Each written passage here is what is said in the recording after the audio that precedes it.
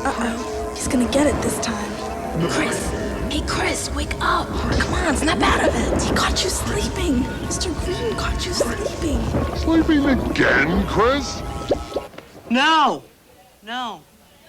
I want 1,000 words on why I should stay awake in science class by Monday.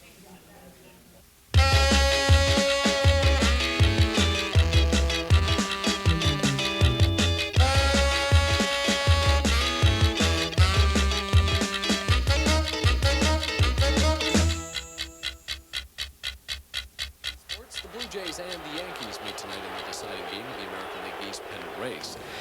Science, what a lousy subject. Maybe you just have a lousy attitude. Hey, where'd you come from? You better beat it. My dad, he's a judo instructor for the state police. Chill. I'm just your GT, your guardian teenager. My guardian teenager? Right. But you can call me Sonia. So what happened, Sonia? Do you, grant me 3 wishes? Do my homework for the rest of my life? Buy me a Porsche, stuff like that? In your dreams. I just have this kind of goofy power. I mean, it's nothing great. I can't cure your hook shot or anything. You're never even supposed to see me. But you've been such a drag about science. I thought I would try to help you out just this once. Like with that problem you've been avoiding. What problem? That composition you're trying to write right now. Why I should stay awake in science class. That problem. Go ahead, be my guest. Sorry, that's not how it works. You have to do the writing for yourself. I'm just here to help. I knew it. So what happens now? Well, for starters, how do you think a day of a scientist starts out?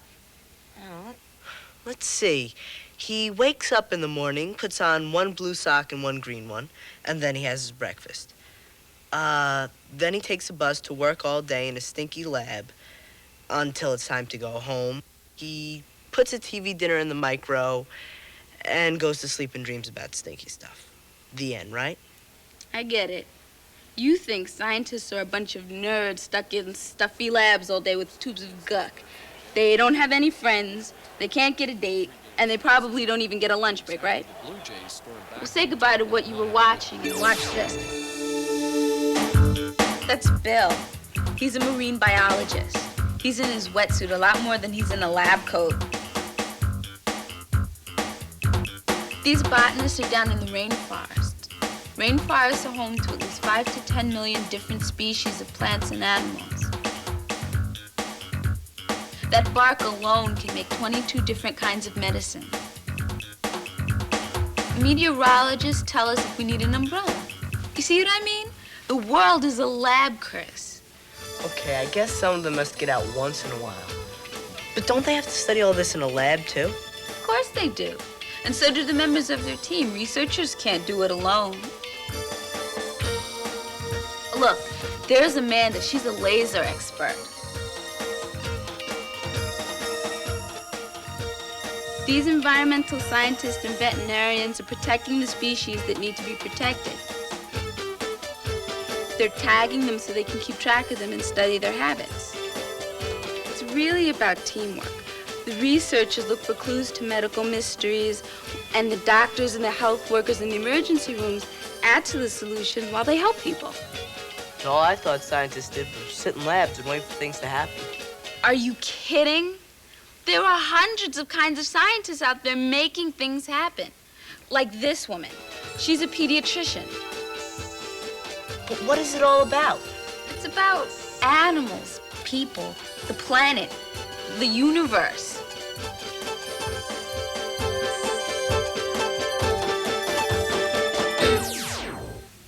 You still think scientists are stuck in stinky labs? Okay, they're not stuck in labs, but I can't write that. Scientists are looking and learning and trying and hoping.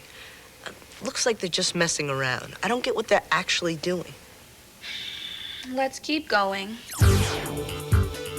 There's a radiologist using a CAT scan. It's a way to take pictures of the brain. That guy is trained to look for things that might cause problems. Oh, here we go. There's another one of those guys doing that funky stuff, tinkering around. Tinkering? That's Dr. Fauci.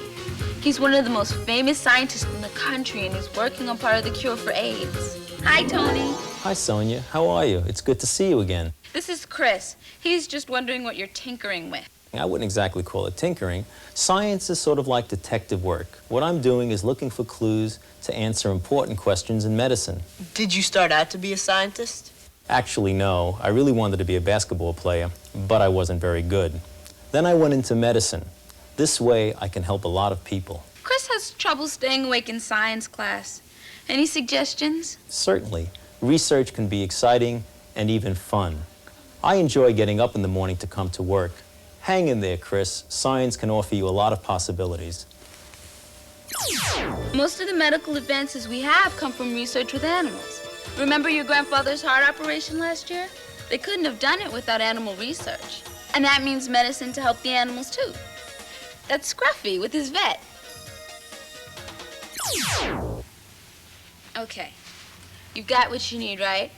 Science is out there. It's going on all over the place, and it's working on really important stuff. Come on, Chris. That composition is practically yelling at you, write me, write me. Yeah, okay. I'll get started right after the game. Oh, come on, Chris. I've got a bunch of other things to do today. Just do it. Got any exciting stuff? Explorers, heroes, adventurers, stuff like that? Okay, one last shot, and then I've really got to go. Buckle up and watch these scientists.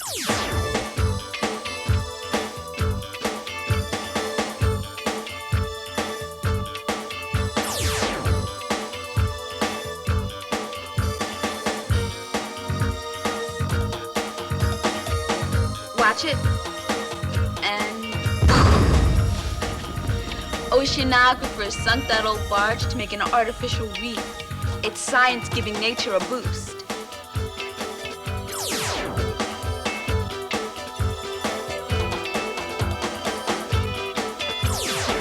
That looks like the desert. It's ice. Hundreds of miles of ice near the South Pole. Geologists are still solving the mysteries of glaciers and ice packs.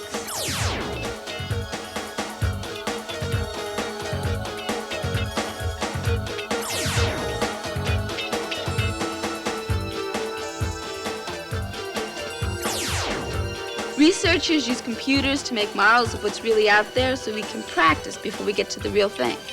Looks like fun. You mean they actually get paid for this? I've got to admit, that stuff did look pretty cool. I guess I can write something. Sports, that's my thing. I love football. 15-yard line. Looks like he's going to call a rollout. How does this thing work? No, Chris, don't! Cool.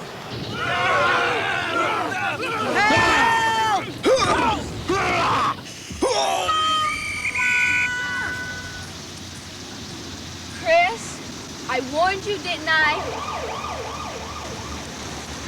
Hey, quiet down, please. Got something I'd like to say. Probably surprised at how I'm back so soon after I blew my knee out. Hey, you can't win them all. Thanks to research and science, there's a breakthrough in sports medicine that the coach thought you ought to know about.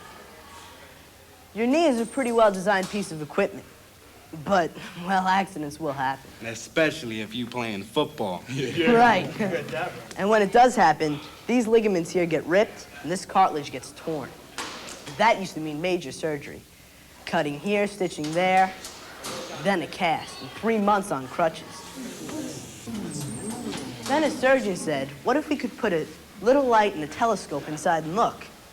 Then researchers and engineers tinkered around until they came up with a prototype. Prototype? Yeah, prototype. It's like a test model or something. Right. Then they tested it on animals to be sure it worked. Then they tested it on people. What they came up with was a little gizmo called the arthroscope, which is really a tiny TV camera, thinner than a pencil. Now the doctor only has to make 3 cuts. He puts the scope in one so he can see. In the other side, he uses tiny surgical instruments to fix the knee. And as you can see, your star player is back in action in 3 weeks. Took a lot of teamwork to develop this. And it kind of makes me wonder what other jobs there might be in research and science. Not now, but later, when I'm finished with school. I guess the first step is to stay awake. Good job, Chris. Now, before the bell, I'd like to introduce a new student, a transfer student from Hamilton High. Her name is Sonia Williams. We're glad to have you in class, Sonia.